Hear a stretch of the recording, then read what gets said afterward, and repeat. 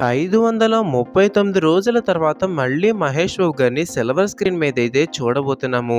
2022 సర్కార్ వారి పాట మూవీ తర్వాత మహేష్ గారిది ఒక్క మూవీ కూడా రిలీజ్ అవ్వలేదు. సో, మనకి 'మహేష్ బాబు' గారు ఇంకా 'త్రివిక్రమ్' గారి హ్యాట్రిక్ కాంబోలో రిలీజ్ అవుతున్న మూవీ 'గుంటూరు కారం'. ఈ మూవీ ప్రీమియర్స్ అన్నవి అమెరికాలో అయితే పడ్డాయి.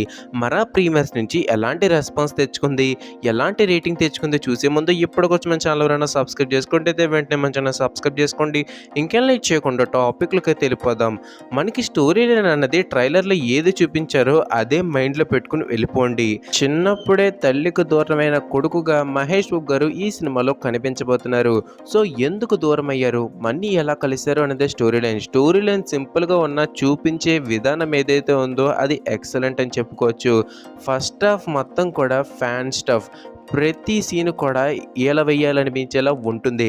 ఇక సెకండ్ హాఫ్‌లో లాస్ట్ 45 మినిట్స్ అంటే హార్ట్ ఆఫ్ ద ఫిల్మ్ అని చెప్పుకోవచ్చు.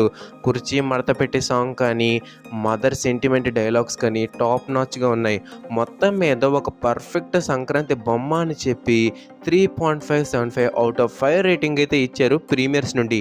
మరి ఇండియాలో ఎలాంటి రెస్పాన్స్ తెచ్చుకుంటుంది, ఎలాంటి టాక్ తెచ్చుకుంటుంది, ఎలాంటి రికార్డ్స్ పెడుతుంది తెలుసుకోవాలంటే మనం కొంచెం సేపు వెయిట్ చేయాల్సి ఉంటుంది. సో, అదే వాళ్ళ అప్డేట్ అన్నమాట. Thank you for watching. జై హింద్.